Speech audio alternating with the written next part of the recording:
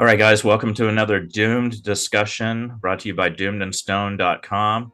I'm Billy Goat, your host. Today we have the Australian band Lamassu here. I couldn't be more excited because they are one of my top bands of possibly all time, guys. Like that's how you're worming your way into my heart here. So let's do a round of introductions and welcome to the show. Thank you. Thanks for having us. Thanks for that amazing introduction. So we've got Chris Fisher, who's the front man.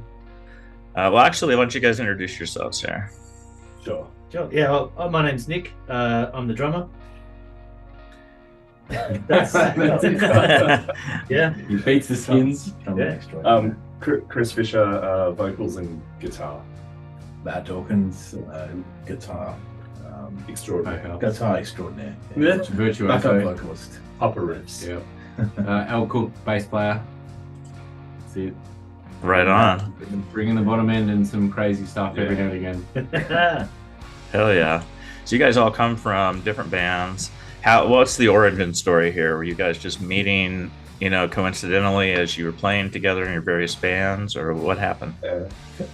We all kind of met, probably originally playing in our band, various bands, but I think that the start of this band in particular, I sort of chatted to Chris at a show that maybe we played together in our other bands, and Which are awesome, by the way, too. You should mention those. well, that was Field. Chris was in a band called Field, which actually I was the bass player as well.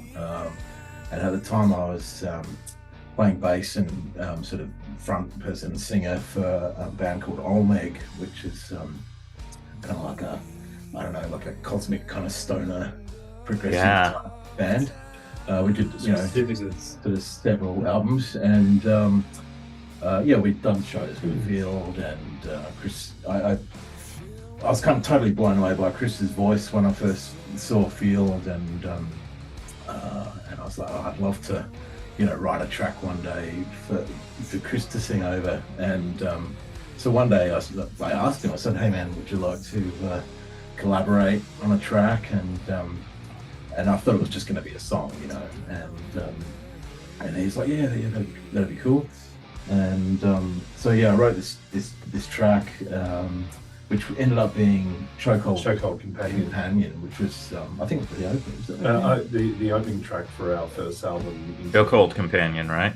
Yeah. And so I wrote the sort of music for that, or the bones of that, and sent it to Chris, sort of hoping that he might like it, or and he's like, oh, I love it. And you can tell your experience with that, but my side of that story is we played a number of shows together. I think Olmeg and Field, and even Mother Slug we played as well. And you and I had some beers and were like, oh, we should jam sometime. And anyway, you sent this track through, and just immediately that opening riff. And what Matt sent through to me was pretty much as the song is in terms of structure. So it was a great foundation to write lyrics over. And we jammed on it, just two guitarists in a rehearsal studio, and went, yeah, actually there's something here. We should maybe get some drums into the equation. And Matt knew Nick pretty well. I'd met Nick, but I wouldn't say I knew Nick. And then Nick came along. As I mentioned, I'm from another band called Mother Slug, and other than that, I love to get out and see as much heavy live music as I can in Melbourne. So I'm always at gigs, and it's pretty much that guy at the front of every gig. Taller than everyone. It's always got a guy at the front just going nuts. And pretty big fan of both these guys' bands, Field and Olmeg. And both knew them fairly well just from being at gigs and playing together with Mother Slug and whatnot. And then Matt hit me up out of the blue, said, hey, would you be interested in doing some drums on this project I'm doing with Chris? I was like, hell yeah, let's do it. And we also hands on bass. At the time. He was from a band called Borrachero that were playing around at the time. Yeah. Another cool, like, cosmic stoner band, like really, like he's a great bass player. And it was awesome to have everyone from already well-established bands in Melbourne to come together. I'm not going to use the word supergroup, but it kind of felt a bit like that because all these great dudes from awesome bands in Melbourne. Kind of was. Well, and you just did. Yeah. But we weren't really super though. We were just a group, just people, groups. Drunk. Yeah. And everything after that came together pretty quickly. I feel we wrote a lot of tracks. We rehearsed a lot. And we were talking about recording our first album, Into the Empty, and Ant dropped the bombshell of, hey, I'm moving to Europe in 4 weeks or something. His girlfriend is from Europe, so we sort of moved the schedule forward pretty quickly. It was a blessing in disguise, really, because it really got our butts into gear. I think when you're in a band, it's very easy just to put off stuff like that. Yeah, we'll record, we'll get around to it when we feel comfortable and we're ready.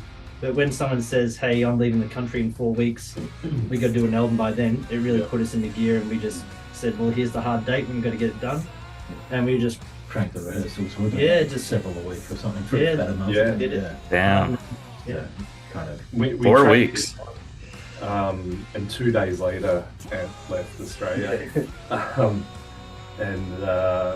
Moved over there, and then obviously the search was on for a replacement bass player, and we tried a few out that just didn't gel at all, and I suggested to these two guys that maybe I can up Al, and the rest, as they say, is history. Al's come in a pretty different style of player to Ant, but he really brings this heavy melodic edge to tone and tone. A big difference in tone, like huge tonal difference. But the way that Al plays is just so much more aggressive and really added some additional heaviness to the band, which I think is evident on our latest album, Made of Dust, as well.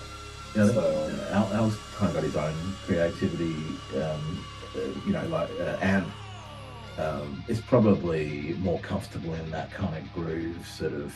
He was probably more of a bass player, right, in his natural elements, but Al, is more of a rock man. Heavy. Yeah, and mind you, they still made me try out to get in the band though. So damn straight. I had to actually try out to get in. It was not just a golden ticket to get in.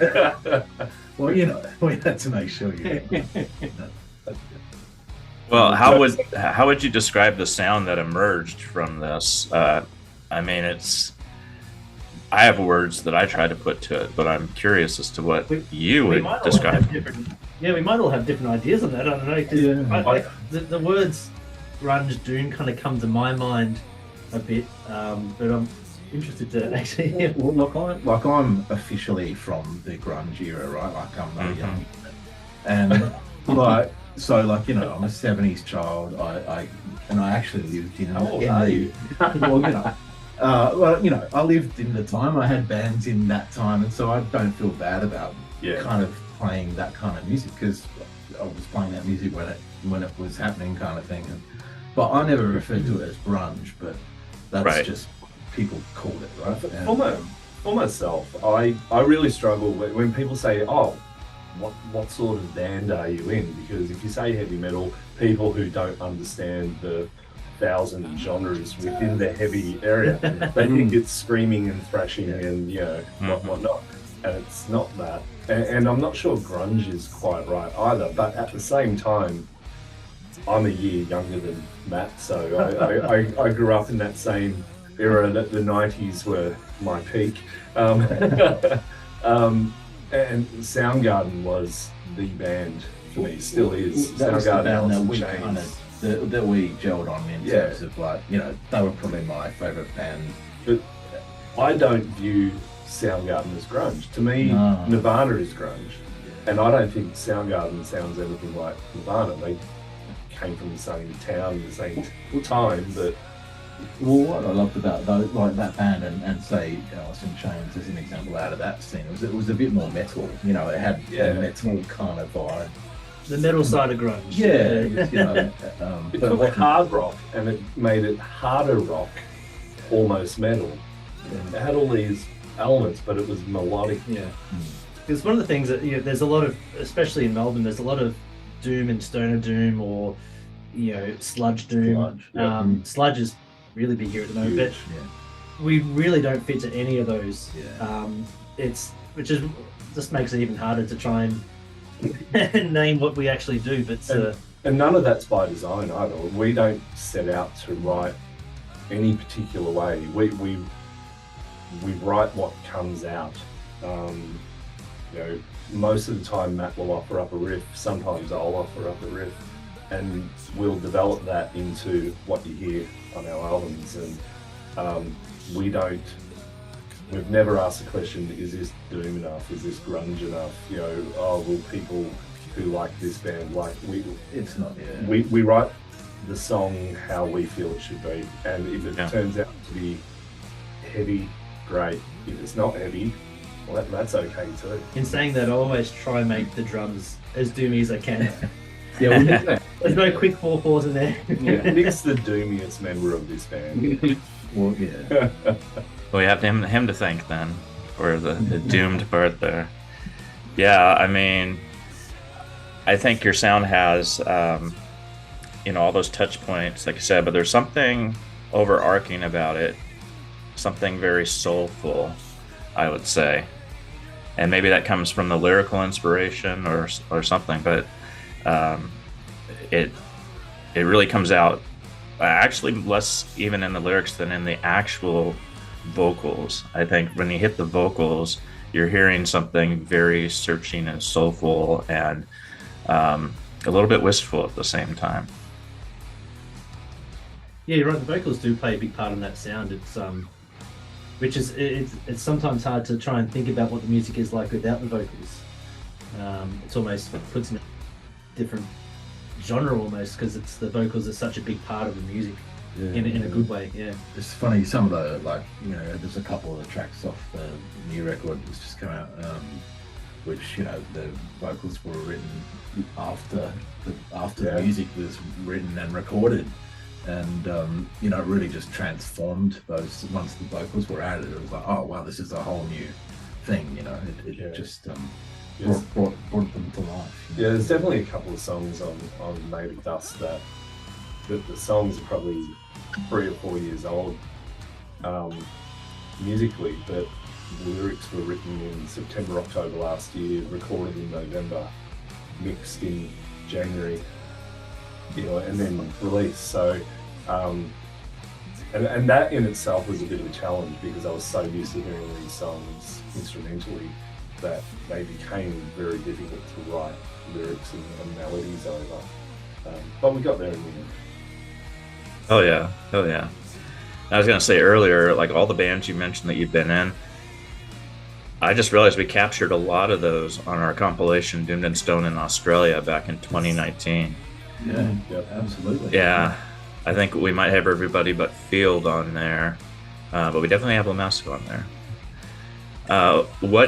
What is the significance of the name? I try to describe it to people sometimes, because it's an odd name. The naming a band is the hardest part of being in a band. All of the band names have been taken. So early on, Matt and I think there was like a 2 or 3 month period where every day we sent each other lists of 10, 15 potential names.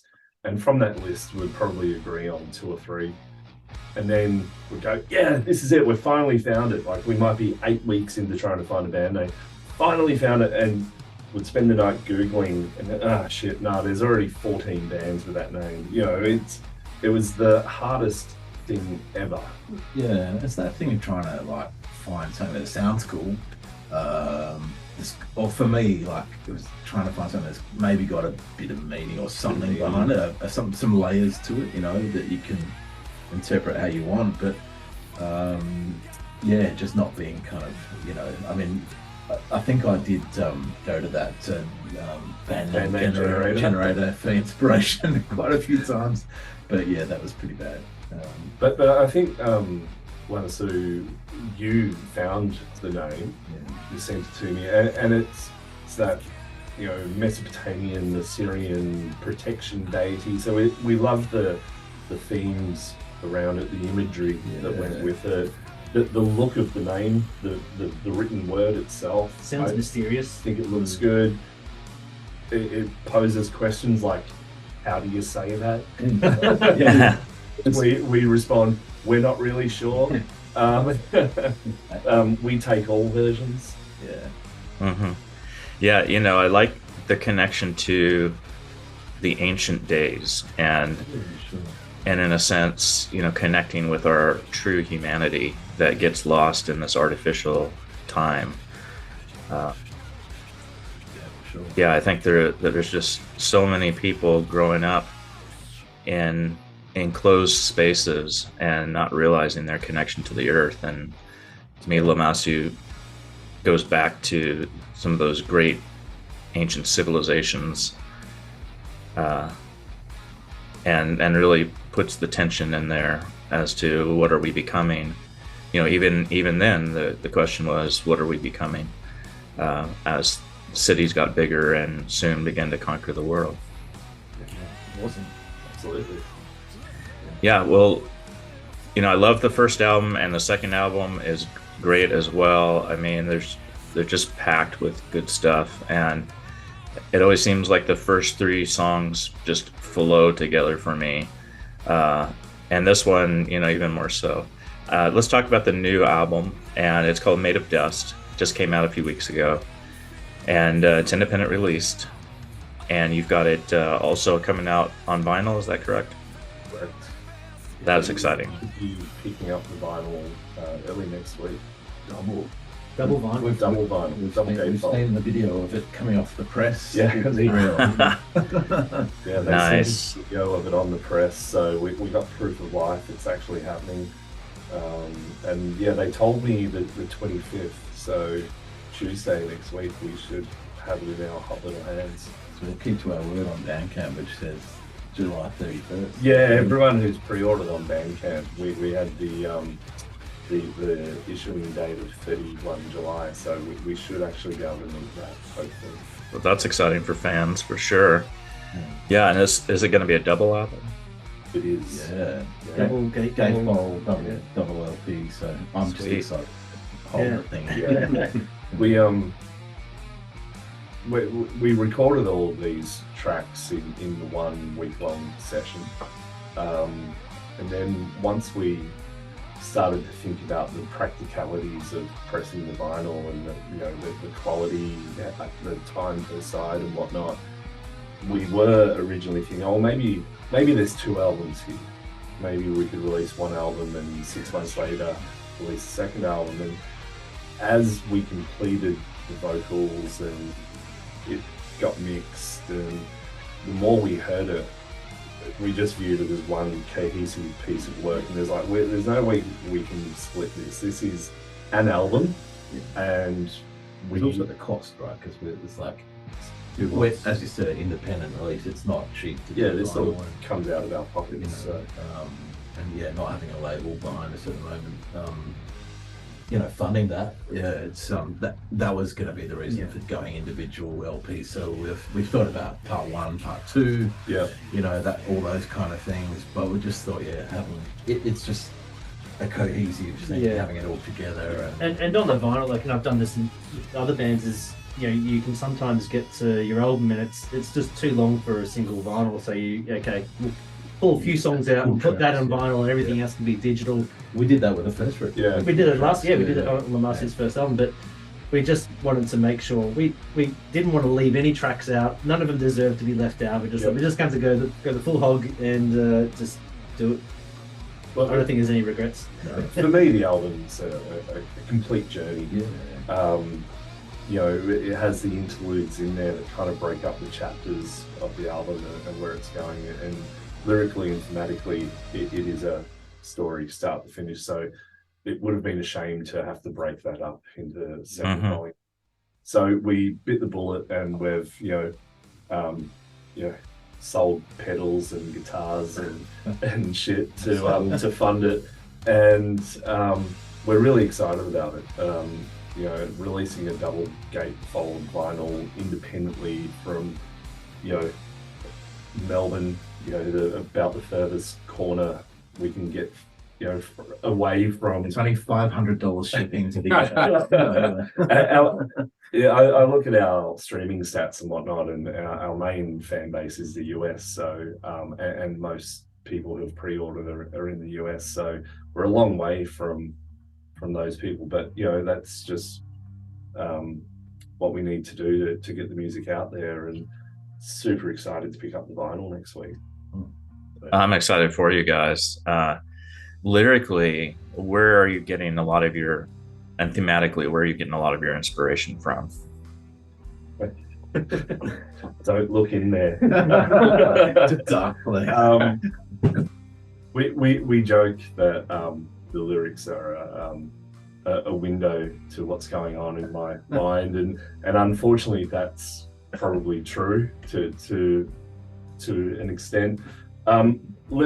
The lyrics sort of flow from my personal experiences, but the frustrations I have at the world and the people who run it, the injustices and the inequity and whatnot that's going on, and also just personal struggles and demons.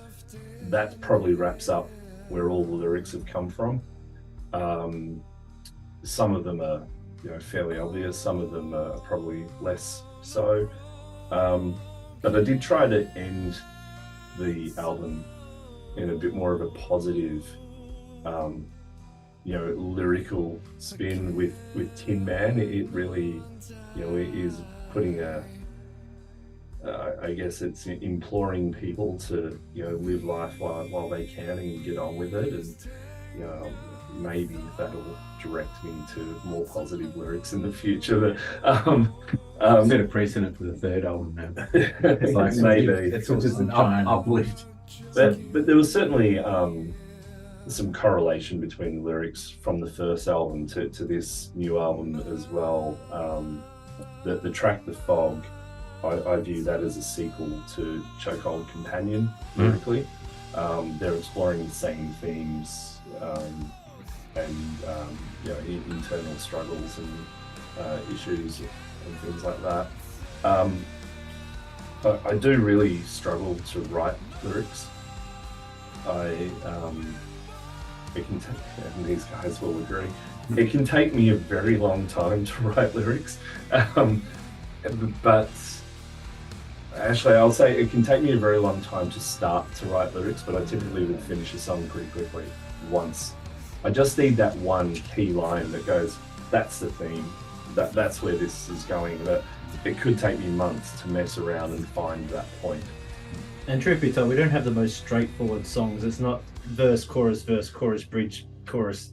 There's a lot of... This is true. Probably doesn't make it There's easy. a pre-chorus and there's a pre-chorus, and that goes to some other little The thing, pre-bridge and the bridge. and the bridge and the secondary bridge. Like, there's some of those, like we kind of workshop some of those in, Yeah.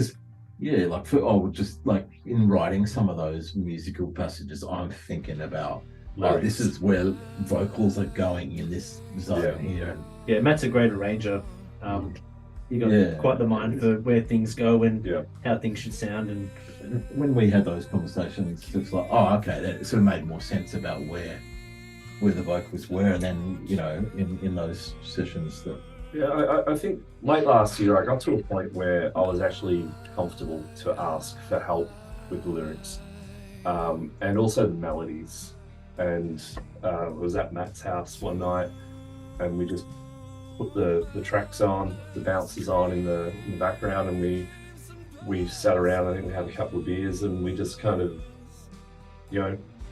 workshopped whatever came out. And really clear memory for me was the first two verses of Tin Man came out in that night. That's right. And that was kind of I'm just going to sing whatever comes to mind, and that's actually where the name Tin Man came from. It was like Tin Man is dead, and it ended up being, I think that's a really good moment on the album.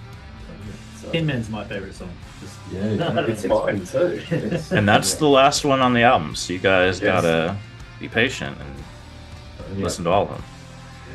Yeah, I love The Fog. That's my favorite song on the album currently. I mean, it kind of switches here and there. No, so like even for me, I have different favourites every month. I think, especially as we're going through and writing, I'm like, oh, this is gonna be my favourite song. Then we write a new song. Oh, this is gonna be my favourite song. But as soon as melodies and harmonies kicked in, it was like it changed the whole, like what you said, it changed the whole dynamic. Holy shit, it's just gone to a whole nother level again.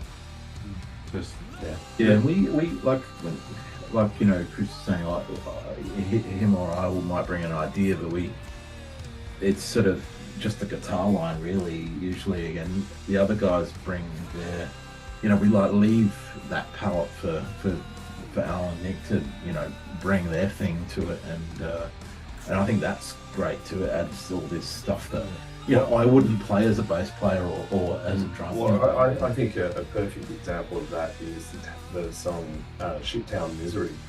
Matt wrote that, but the music to that, the riff and whatnot, and I think you had a drum beat in mind for it. That's right. Yeah. Nick completely turned it around and played it on the complete opposite beat to what Matt had in mind, and I know Matt kind of for ages struggled with it for a long time, but it works. It's right. Yeah. But that's the beauty, right, of collaborating. Yeah. And,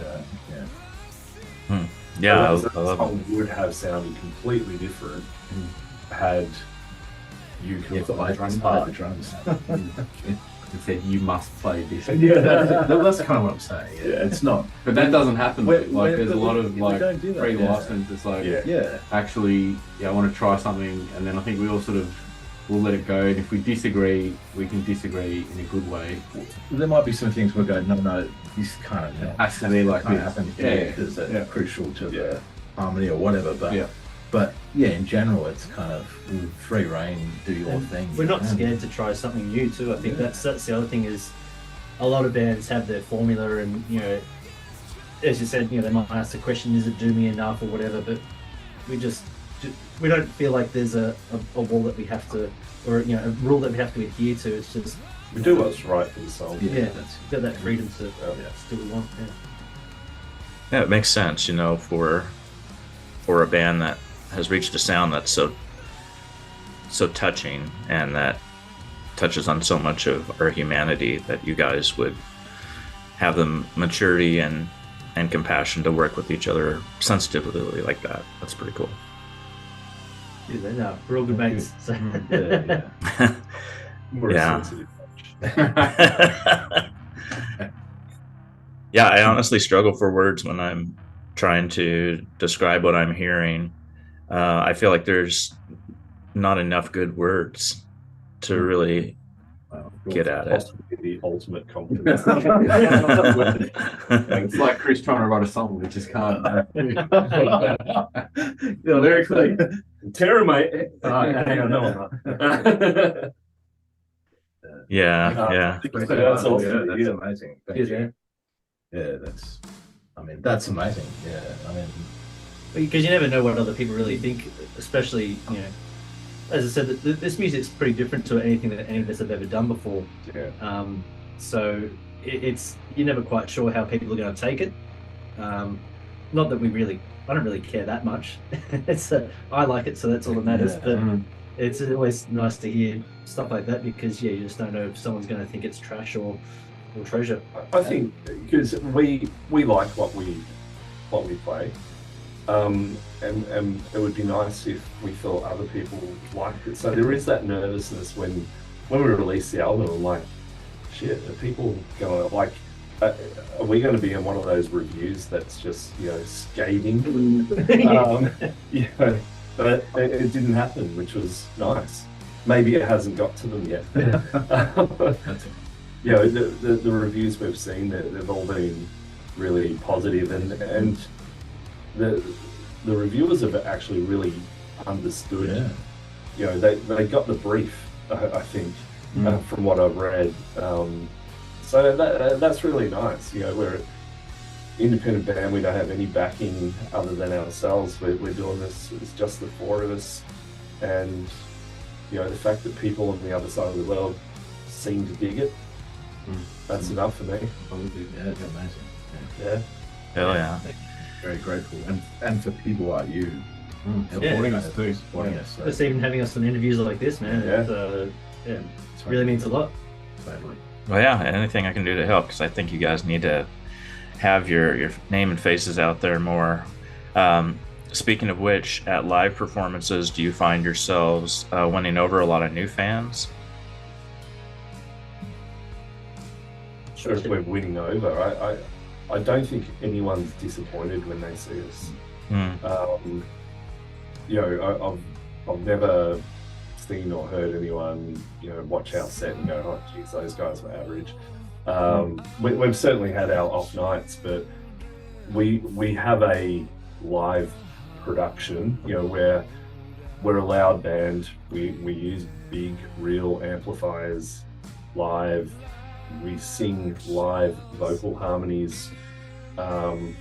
It's like what's on the album is what you get. What's on the album is performed live As close as possible. Yeah, we don't have any backing. We don't do any pre-records. We don't use click. It's just we get up there and we play loud and live, and I think we do it pretty well. And people seem to dig it. yeah, we get regular positive feedback from people, which is always great. And Melbourne's a tough place to be in a live band because there's so many incredible bands in Melbourne. Yeah. Like on any given night, you can go to one of a dozen good venues and see 3, 4, 5 incredible bands in one night. We actually have a lot of problems where it's you have a gig on a weekend. It's almost disappointing because you're like, there's 3 really good gigs nearby, and you get basically competing against each other in a sense. Not that people are competitive here in terms of bands, but just you have to compete for the punters really, because that's a really good point.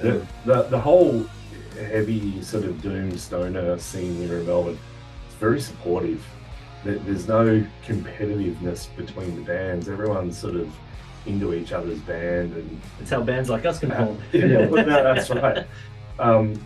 Everyone supports each other and promotes each other's albums on social media, and we buy each other's albums and merch, and we play shows together, and it's great. But like to Nick's point, we might be playing at one venue and Planet of the Apes might be 2 kilometers away at another venue, and Jack Harlan, 1.5 kilometers or 500 meters down the road.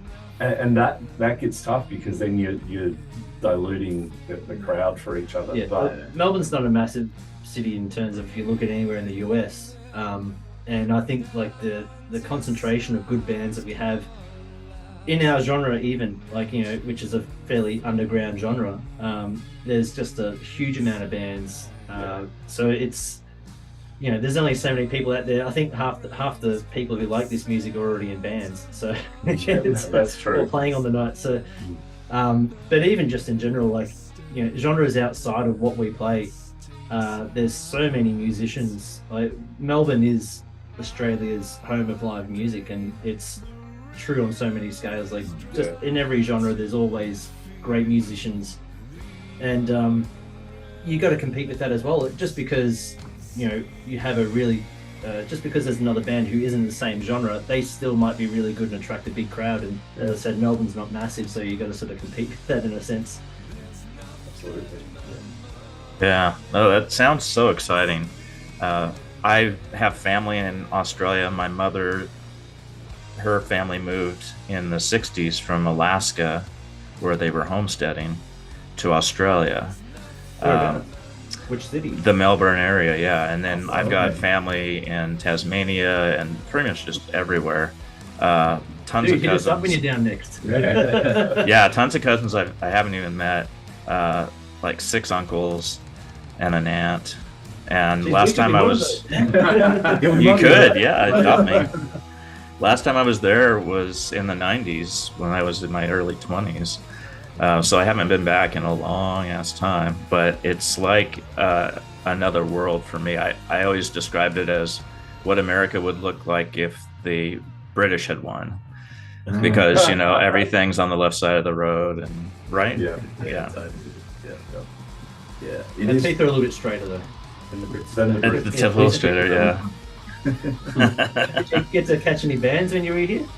No, at that time, you know, I was raised in a pretty strict Christian fundamentalist household, so that was kind of out of the question. My uncles all drank beer, and they offered me one, you know, and I didn't even know how to deal with it because I'd never drank a beer before, and so it was kind of a eye opener to life as it really is versus life as we idealize it. But no, I love everything about it. There's just a spirit there that You have to come down, and I'm sure there's plenty of bands and musos who will, you know, look after you and take you around. Yeah. Including Oh, yeah. us. I really want to. yeah, I tell people, like, if you're going to come over there, plan, and this is probably not realistic, but I said plan on spending a month there, because the jet lag alone is going to take you like a week to get over. Yes. It's not that bad. I've done the trip to LA. Oh, yeah. It's I think it's when you're coming back. I mean, it's although it's harder. yeah. Yeah, coming back's hard. Yeah, So from coming States out to the US to Australia is hard. It's harder instead of You basically miss a day, don't you?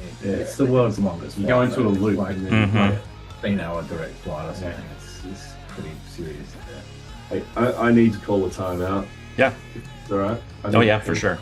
And I have to. You've got to click that. We've got a window across your face at the moment, Billy. So You see, there's been a window right across your face, It's a and little box. this little box he's had to click. It says this session is being recorded and it's been over your face the whole time. Like, oh, Oh boy. we knew you were there. Yeah. What are some of the bands that you would recommend to someone who's just getting, who maybe we've piqued their interest in the Melbourne scene? What are some bands you would say are must hear? So many gigs. Yeah, I try to get out to as many gigs as I can around Melbourne. Look, there's a lot. So first up, you've got, if you start with, we'll start with the heavy end. So your sludge doom stuff. Ishwa are a newish band come out. They're brutally heavy. They're so good though, and Who is it again? Ishwa, ISAU, ISUA. Sorry, yeah. And That's a new one to me. yeah, they're really cool. They've just put out an album recently. Super heavy, really well produced. Actually done by the same producer as our Lamassu's recent album. Let's see. There's a little bit. They're not around anymore, but in the same vein, Merchant were really, really cool. They're no longer around, but you can still get their stuff online. I remember Merchant. Yeah. They used to put on an incredible live show, just tear the house down. Yeah, it was literally scary. Like, Yeah. you're always scared. You Like, could never follow them. You'd always want them to headline because Yeah. you can't come on the stage Yeah, after. They're always so heavy. Yeah. There's Mother Slug. well, I was going to say what's Raniac's other band? Religious Religious Observance. Observant. Yeah, they're really cool. Yeah. Religious Observance. They're again in that same sludge doom vein. They're really, really cool. Move a little bit less sludge. You've got some really good stoner doom bands like Jack Harlan, the Dead Crows. They're super cool dudes. They've released some really good albums, and they actually joined us on the Soundgarden Redux recently as well. Let's see, Plan of the Apes, friends of ours, really good stoner rock. Basically, basically Melbourne's they probably don't want to hear it, but Melbourne's Queens of the Stone Age, but like early 2000s Queens of the Stone Age. Like really, really cool. Planet of the Apes are amazing. Yeah, they're such talented dudes too. And live, oh my god, they are just on point. Yeah. On point. They've played together for a long time. Like that, I think they've been a band together for like they had a band prior to that. I think together. And you can really tell, you know. Just, it's like they've been a family for a long their time. bass player solo is actually a amazing guitarist. Yeah, just all around good musos. Yeah, truly. Yeah. Do you want me to keep going, man? This is good. Like my co-host on the Doomed and Stone show, John Gist from Vegas You know Rock John. Revolution. Yeah, he raves about Planet of the Apes, and he wants to get them over to the States for, They'd kill it, some man. live They'd kill it. shows. Yeah. If he does get them over to the should go with States, him. he should get another Melbourne band. Yeah, there we go. Let's just an open Mother invasion. maybe we can get a group discount on the flights. Get a bunch of bands over here. That's it. We'll go in. Mother Slug. The cheap flights. We'll take cheap seats. I'm gonna have to do a bit of a plug. Sure. For my fans. Yep. So Mother Slug. Mother Slug, Stone of Doom. We released an album last year. Lose the Red. No, what? So that was the album before. Blood Moon Blues. Blood Moon Blood Moon Blues. Blues. That album is just a rager, man. It's Yeah. dirty. I love it. I have to call out, Matt produced it. He recorded it. He mixed it. Oh, no way. Yeah, Everything. yeah. He's Cool. awesome. And there's another band that I'm in called Zombie Hunger. Mm. An album is going to drop at the end of the year. Again, recorded, mixed, produced by Matt. So he's a bit of a local legend. They're very different. They're trad doom, very Saint Vitus meets Sabbath. Meets face paint. Yeah, and we all dress up as zombies. And Yeah. Oh, no way.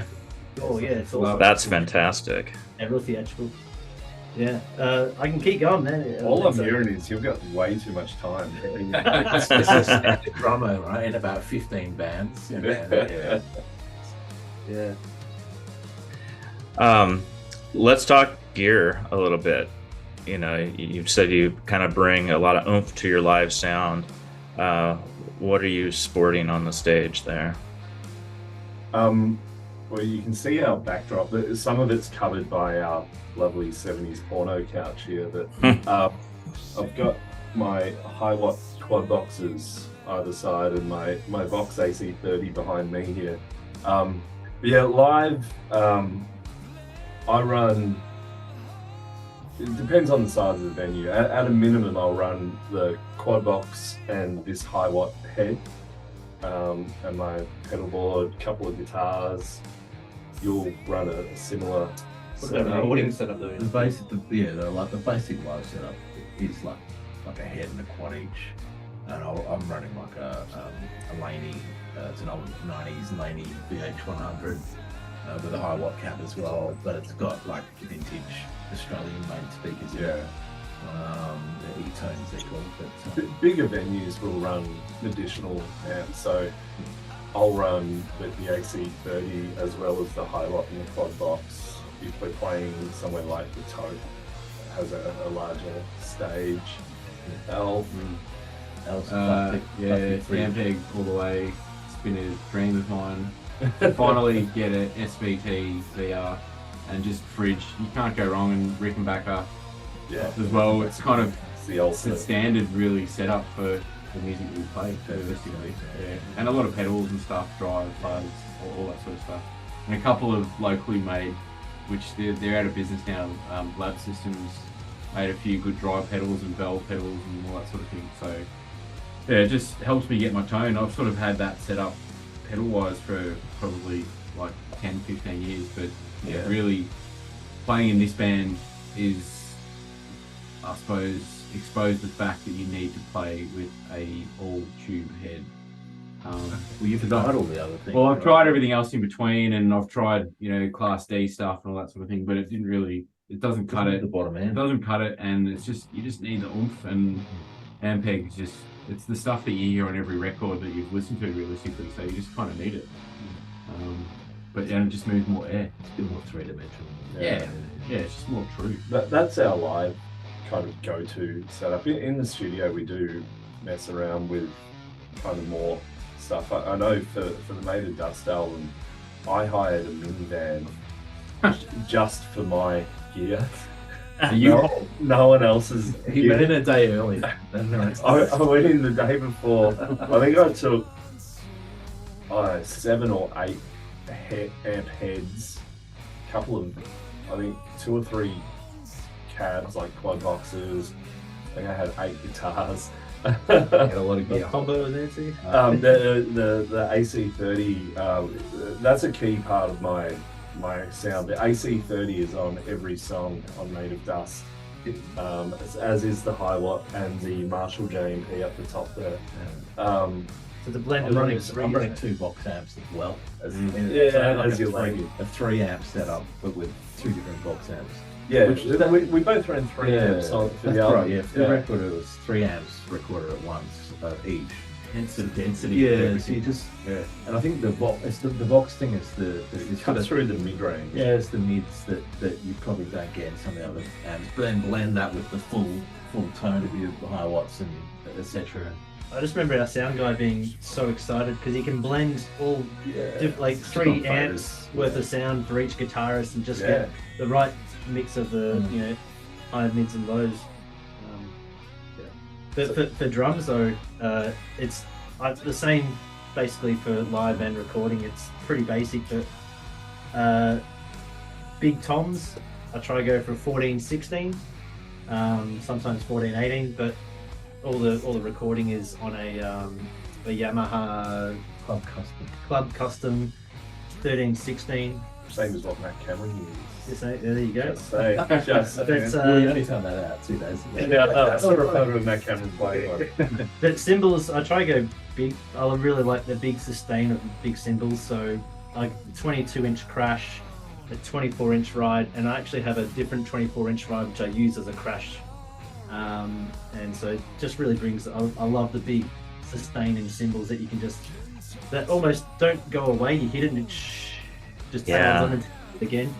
So I just hear a phone ringing every time you hit it. I will say though, there's no one that can make a hit like that sound like it's got about 10 toms that I've heard play, and that's you. Yeah, it sounds like Really it's at least sexy. 4 times, but It seriously sounds like There's 2 a drum 4 toms. fill in the outro of Tin Man that goes. It feels like the drum fill goes for about 47 minutes. And that's on 2 toms. 2 toms. Yeah. And it sounds like It's like one of those 80s, new wave of British heavy metal bands where they that's what rototoms. That's what it sounds like, but it's 2 toms. But I love it. That was an incredible fill, by the way. Thanks, dudes. Yeah. No, I think I have a bit of a different style for a lot of people as well, in the sense of it's always got a bit of swing. But I utilise my kick as where people would normally use a lot of their toms as well, so it's almost like an extra tom for me, which sort of adds to the sound of a bigger kit. Mm-hmm. And then guitar-wise, what are you 2 working with, Chris and Matt? What are they not working with? Yeah, You should ask the question. I think that's like. That's the next room full of guitars. How long have you got? If you want to go get them, I'll bring them into the They room. normally sit here, and I have to move them to fit the couch in. You may have already gathered this. I love guitars and amps, and I tend to buy them a lot. I'm tempted to have an intervention almost. I love Gibsons. I love Les Pauls, and there was 2 main guitars that I played on Made of Dust.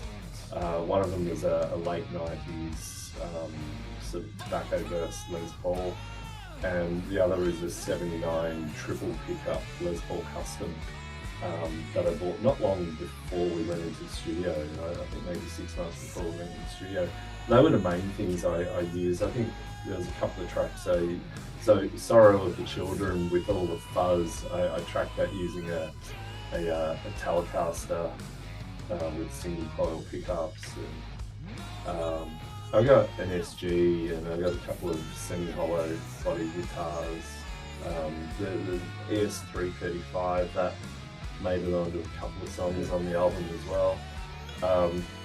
But yeah, I just love guitars because they all offer something slightly different to the one next to them. And I typically, every time I buy a guitar, I write a new song. So that's a great excuse to buy new guitars. Pays for itself. Yeah. And that, on the record, like I've used a Les Paul Studio. I mean, I love kind of just like workhorse guitars that aren't too flashy but like more like a tradies kind of tool or a tradesman's tool. I don't know what you call tradies in the States, but something that is going to do the job. Doing a Makita. But yeah, like what's the Ryobi or whatever, Anyway, Makita is probably the better one, right? Yeah. It's not a DeWalt. But so Les Paul Studio, and then also an SG, like what else did I use? A Fender Telly. You did a lot of your solos on the Telly. Yeah. And you did some solos on that. I had an Olympic White Stratocaster that I've since sold, but Matt did a number of solos on that as well. I think that's Sorrow. It's on that strap. But yeah, so we sort of, I guess, tracked a lot of the rhythm guitars with probably Les Pauls and that kind of thing, and then overdubs we used, different guitars just to get those different tones happening, and you even use different basses, Al. I had 4 or 5 in there. I had your Schecter that we brought in. You got your 2 Ricks. I got a Fender P. I got we were talking about merchant before. He's Ben Kerr, who's the guitar player. He set up his own guitar building business, and he built me a custom bass. It was one of the first ones that he did, and it's beautiful, but it doesn't really get much work.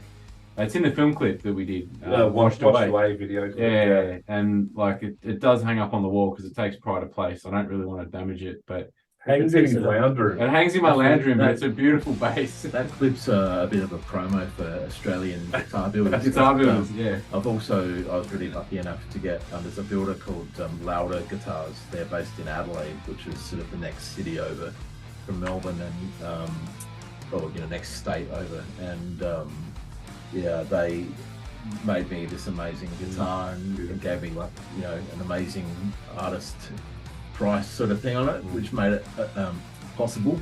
But that's the guitar you see in that clip, and I'm playing that as kind of my number one guitar now, live, because it feels amazing to play. It sounds awesome, and we both had Australian builders guitars in there. So. What he's trying to say is, I don't have my own custom guitar, mate. Yeah, so he needs to own one now. That's what it is. All I'm hearing is someone's got some real problems with the amount of guitar. Well, you guys recently I got one drum kit, man. I love my Gibson. Just one, yeah. That's it. That's it. On the last show we played, there was a raffle, and Al won a handmade snare. Australian custom made. Really?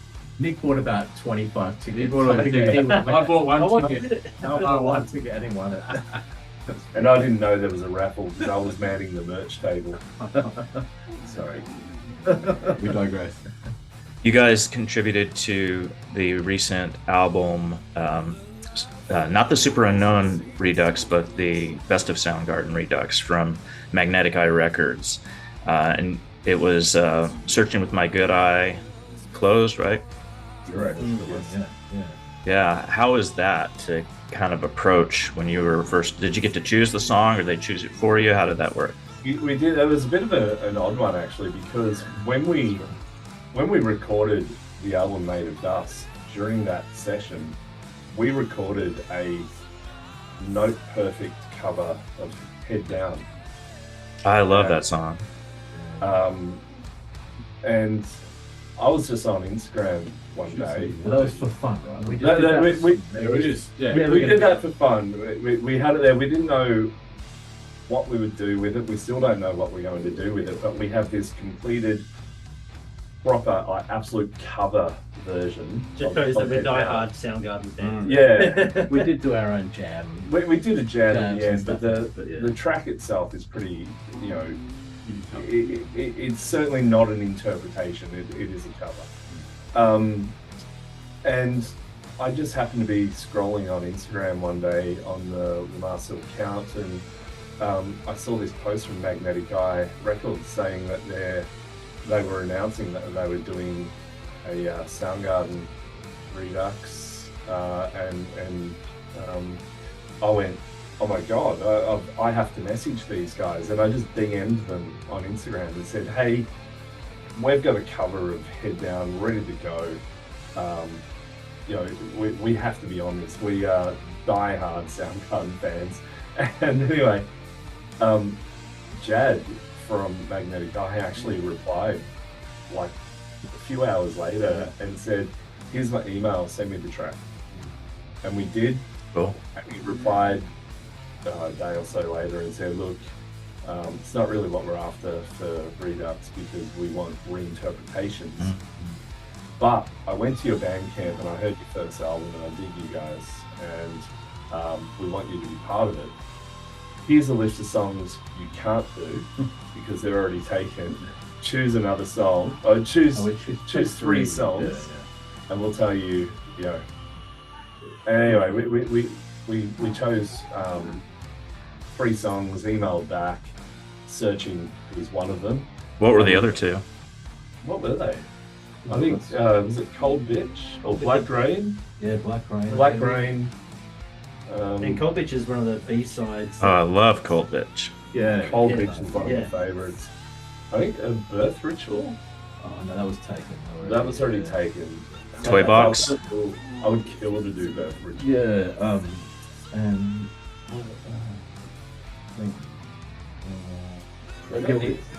yeah. Anyway, so yeah, they said, Jad came back and said, yeah, you're all good to go with searching, but I have to reiterate, this is not to be a cover. You are to reinterpret this and make it sound like Lamassu.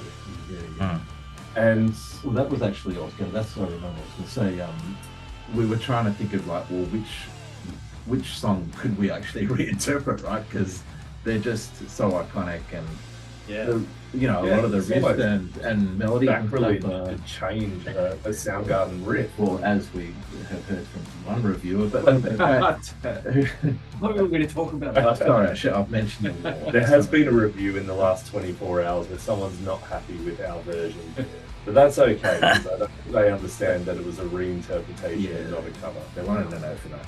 But yeah, it was a track that, out of all of the ones we had to choose from, it was one we thought we could actually interpret it and put our stamp on it, as opposed to, I don't know how you change some of those songs because they're already. It gave us an opportunity because I love that song, but I really dislike the intro to the song on the original. Here is a pig. I was really glad to be able to do it without that intro I voiceover. love the intro on the album. I think it's amazing and perfect. I would hate to try to recreate that because I think that would be corny and almost disrespectful to the original.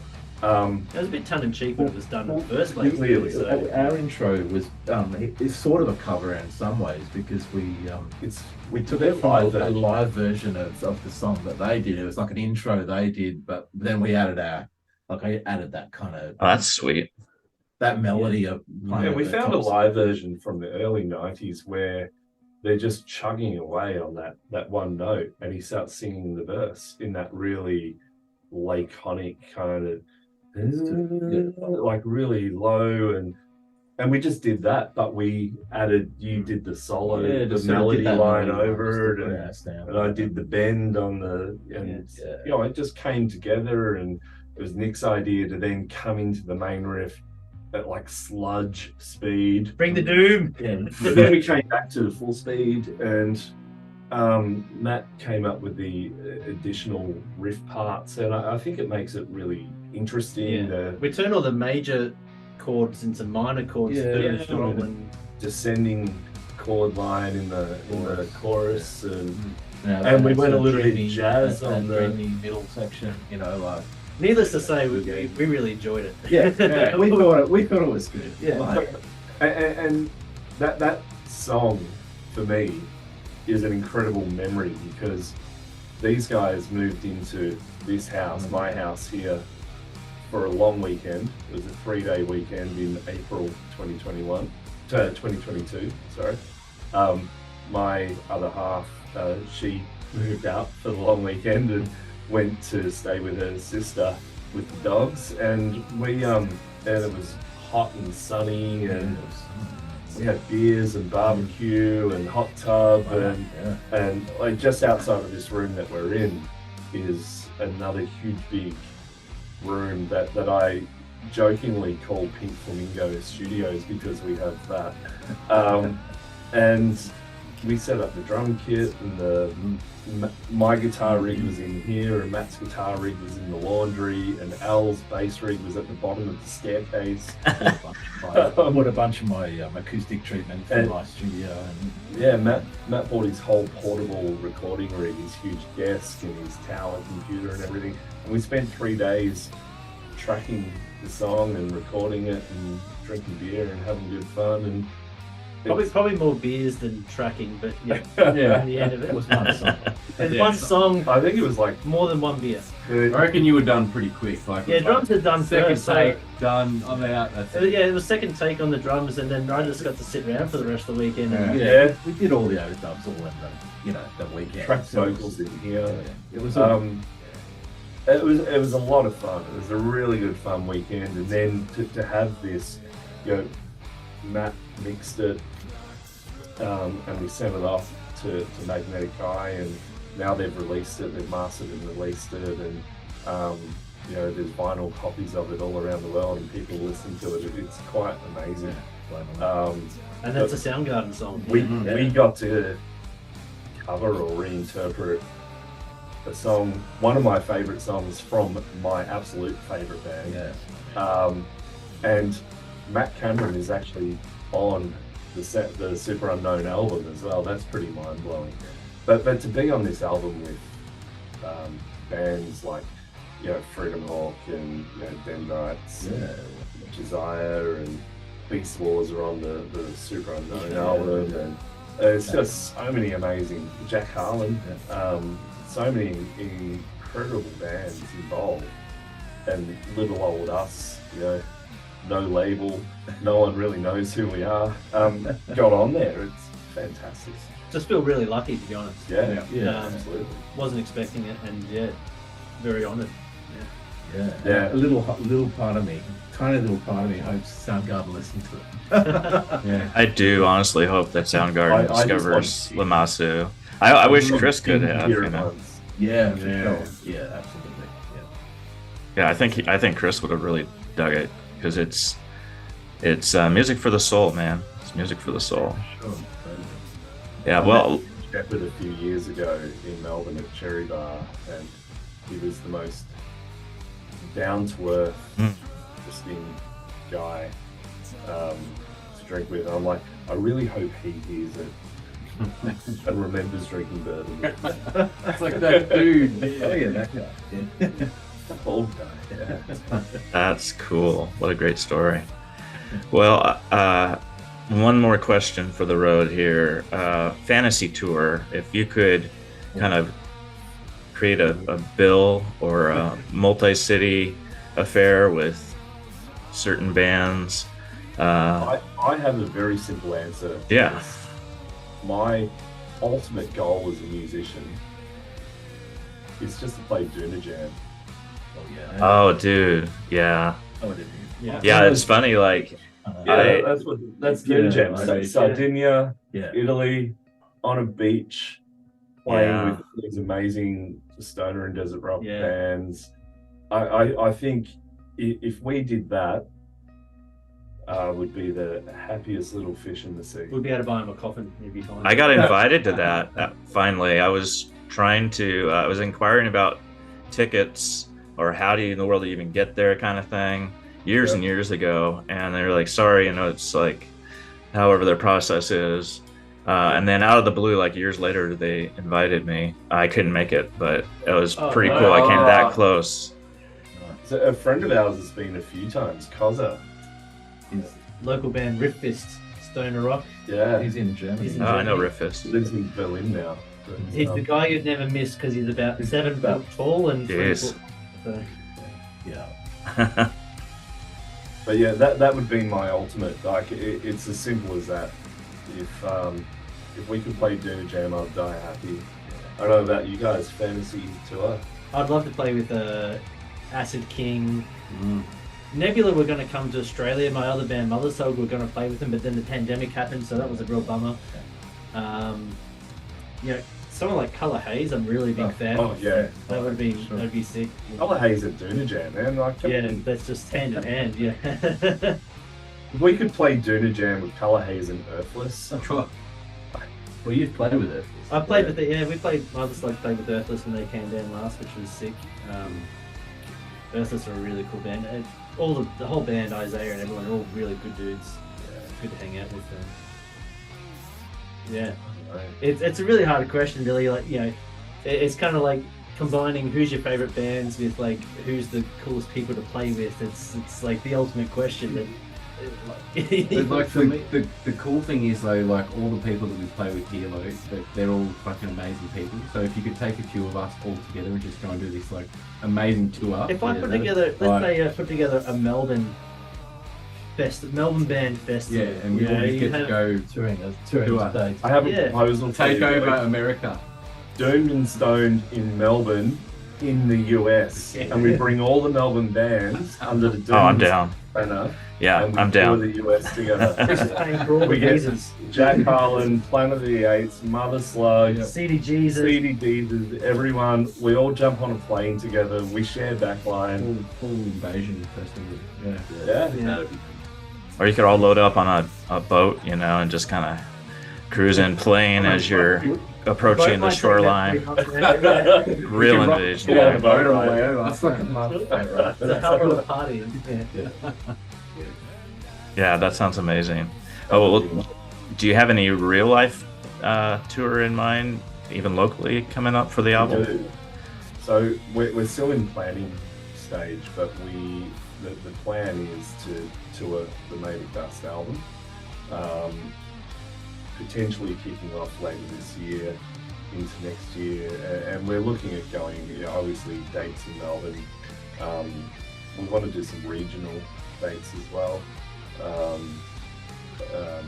So Adelaide, Canberra, Wollongong, Sydney, Newcastle, Gold Coast, But Brisbane. basically, all the cities that are reachable from Yeah. Melbourne. Yeah. There's if you really, it's the south and the east coast is Yeah. really Where- the only realistic areas you can go. There's Perth and there's Darwin and maybe a few things in between. But unless you're someone like there's another band called Death by Carrot who literally just live on the road and go Live on the road. to every town in Australia. That no one goes out there to play gigs, which is unfortunate for those guys. But it's just reality. Is Yeah. It's the distance. it's a huge Journey distance. distance. It's like going For sure. from New York to LA just for a gig, Yeah, in a car, yeah.